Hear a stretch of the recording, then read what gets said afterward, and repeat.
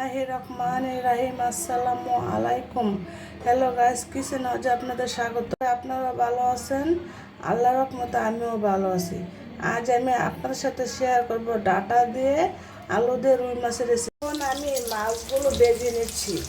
হলুদ লবণ দিয়ে মাছগুলো আগে আমি মেখে রেখেছিলাম। আমি মাছগুলোকে এক পিঠ উল্টে দেবো, অন্য পিঠ ভেজে নেব।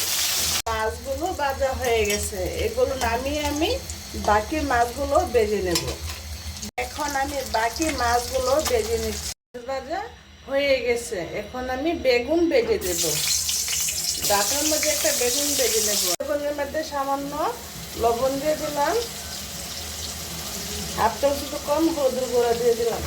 এখন আমি বেগুনগুলো ভেজে নেব।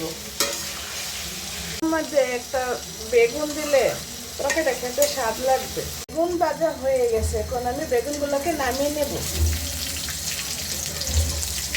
বেগুনগুলো নামিয়ে আলুগুলো ভেজে নেব।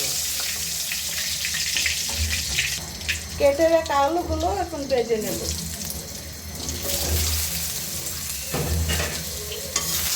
আলুগুলোকে হালকা করে ভেজে নিয়েছি, এর মধ্যে আমি ডাটাগুলো ভেজে নেব আলুর সাথে। সাথে সামান্য একটা পেঁয়াজ কুচি বেশি নেব।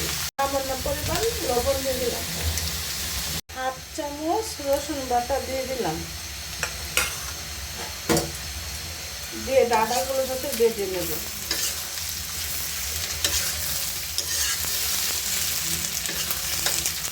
আমি সব মশলা এড করে কষিয়ে নেব ডাটাগুলো। হাফ চামচ হলুদের গুঁড়া, এক চামচ মরিচের গুঁড়া, হাফ চামচ ধনিয়ার গুঁড়া। এখন আমি সব মশলাগুলো দিয়ে ডাটাগুলো কষিয়ে নেব। দেব ভেজে রাখা বেগুন আর কয়েকটা কাঁচামরিচ ফালি করা। সামান্য পরিমাণ গরম পানি অ্যাড করে দিলাম, মশলাটা যেমন পুড়ে না যায়। কিছুক্ষণের জন্য ডেকে কষিয়ে নেব।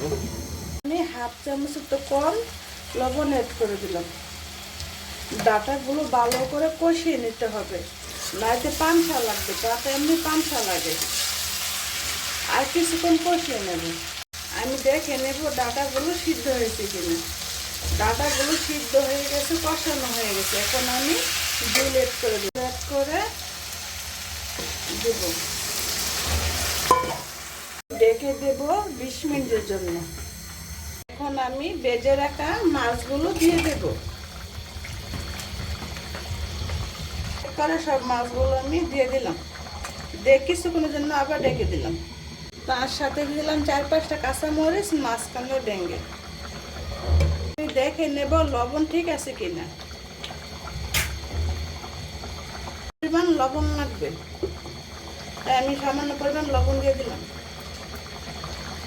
দিয়ে দেবো কেটে রাখা ধনিয়া পাতা। পাতা দিয়ে কিছুক্ষণ পর তরকারিটা আমি চুলা থেকে নামিয়ে নেব। আলু দিয়ে তরকারিটা আমি একটু ঝোল ঝোল রেখেছি। আপনাদের কাছে যদি ডাটা আলু রেসিপিটা ভালো লেগে থাকে তাহলে লাইক, কমেন্ট আর সাবস্ক্রাইব করে দেবেন। যারা এখন আমার চ্যানেলটা সাবস্ক্রাইব করেন না, প্লিজ আমার চ্যানেলটা সাবস্ক্রাইব করে দেন নতুন নতুন ভিডিও পেতে। শেয়ার দিয়ে দেবেন, শেয়ারের কারণে ভিডিওটা সবার কাছে পৌঁছে যাবে। আর কমেন্ট বক্সে জানাবেন আমার তরকারিটা কেমন হয়েছে। আল্লাহ হাফেজ।